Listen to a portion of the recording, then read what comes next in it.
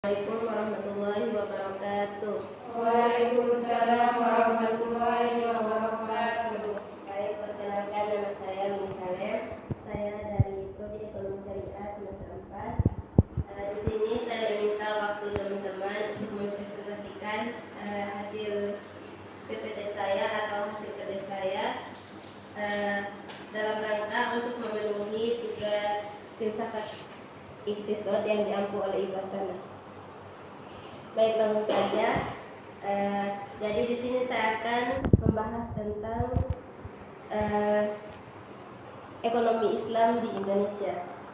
Baik, jadi sistem ekonomi Islam di Indonesia adalah salah satu sistem ekonomi yang didasarkan pada prinsip keadilan, kejujuran, tolong-menolong, serta kemaslahatan yang berdasarkan pada prinsip Al-Quran dan hadis.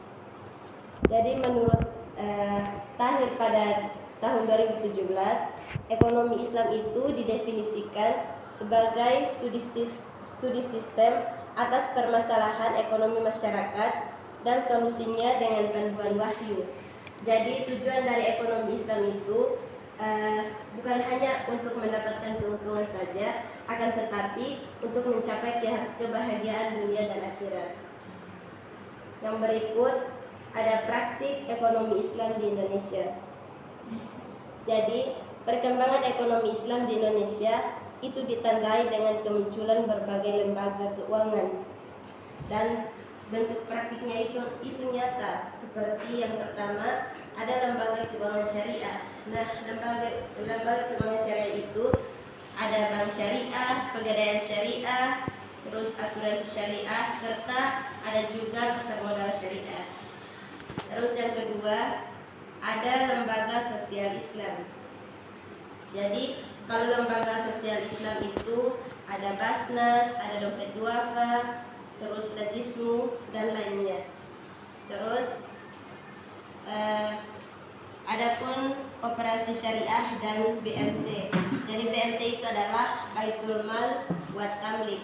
Jadi koperasi syariah dan BMT itu sebagai representasi ekonomi yang berkerakyatan dalam berbasis syariah atau berbasis keislaman. Terus ada juga UMKM syariah. Jadi UMKM syariah itu adalah pelaku kecil yang menerapkan prinsip Islam atau etika Islam dalam membuka usaha.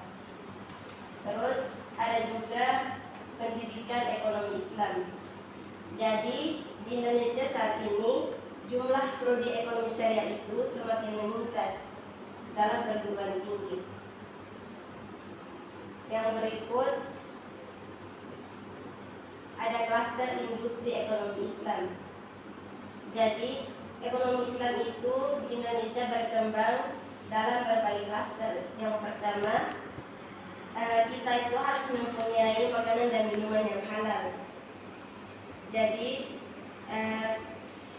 harus mempunyai sertifikasi halal dari LPPOM MUI yang mencakup ratusan ribu produk. Terus yang kedua, ada pariwisata halal. Jadi wisata halal Indonesia mendapatkan pengakuan global. Jadi wisata halal itu dia bukan hanya sebagai nama tempat, akan tetapi dia itu juga mencakup ke nilai-nilai keislaman begitu. Terus ada juga fashion muslim.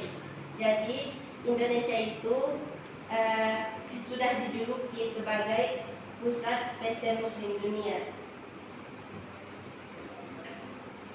Terus yang berikut, media dan kreasi halal. Jadi konten dakwah digital dan animasi Islam berkembang sangat pesat di Indonesia pada saat ini. Terus ada juga farmasi dan kosmetik halal. Jadi di Indonesia itu banyak brand halal, brand-brand lokal yang mempunyai sertifikasi halal. Terus ada juga energi tabarkan halal. Jadi energi tabungan halal itu masih dalam tahap awal, akan tetapi dia itu mendukung dia itu potensialnya itu mendukung dalam ekonomi Islam yang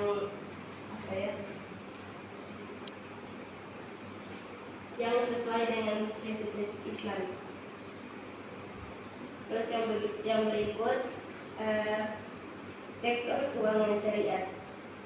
Jadi sektor keuangan syariah atau perkembangan keuangan syariah itu adalah tulang punggung dari praktik ekonomi syariah.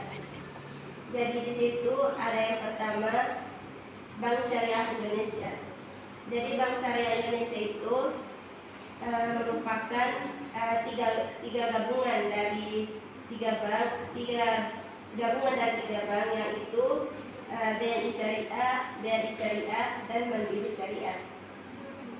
Itu sekarang di Indonesia itu memiliki kurang lebih 1.300 cabang. Terus yang berikut pasar modal syariah. Jadi kalau pasar modal syariah ini dia mencakup saham syariah, sukuk, dan juga reksadana syariah. Terus yang berikut asuransi syariah. Jadi asuransi syariah itu berkembang dengan banyak pilihan produk yang sesuai dengan prinsip-prinsip Islam atau prinsip-prinsip syariah. Terus yang terakhir ada ziswaf atau zakat, infak, sedekah, dan wakaf. Jadi ziswaf ini dia berfungsi sebagai instrumen keuangan sosial Islam. Yang berikut ada faktor pendukung ekonomi Islam. Jadi yang pertama jumlah penduduk muslim. Jadi jumlah penduduk muslim di Indonesia adalah negara dengan populasi muslim terbesar di dunia. Terus yang kedua itu ada dukungan pemerintah. Jadi dukungan pemerintah itu melalui KNEKS, regulasi, undang-undang, dan 138 fatwa DSN MUI. Terus yang berikut pendidikan dan akademik. Jadi di Indonesia sekarang lebih dari 170 prodi ekonomi Islam yang mendukung sumber daya manusia berkualitas. Ada juga peran masyarakat dan aktivis. Jadi dakwah ekonomi Islam semakin masif dan terstruktur. Jadi dari faktor-faktor ini kita dapat mengetahui bahwa dari keempat faktor ini itu memperkuat fondasi ekonomi Islam sebagai sistem yang bukan hanya religius, akan tetapi juga praktis dan aplikatif. Yang berikut ada tantangan dan hambatan. Jadi meskipun di Indonesia penduduk muslimnya itu besar, akan tetapi potensinya juga sangat besar dan masih banyak hambatan. Yang pertama itu rendahnya literasi masyarakat tentang ekonomi Islam secara menyeluruh. Terus yang kedua, skeptisisme terhadap perbedaan antara sistem syariah dan konvensional. Ketiga, kurangnya minat generasi muda untuk menekuni ekonomi Islam sebagai profesi. Terus yang keempat, minimnya infrastruktur perbankan syariah khususnya di daerah terpencil seperti di perkampungan dan begitu. Terus yang terakhir, kesadaran akidah yang belum utuh. Jadi itu membuat praktik ekonomi Islam sering hanya menjadi simbolik.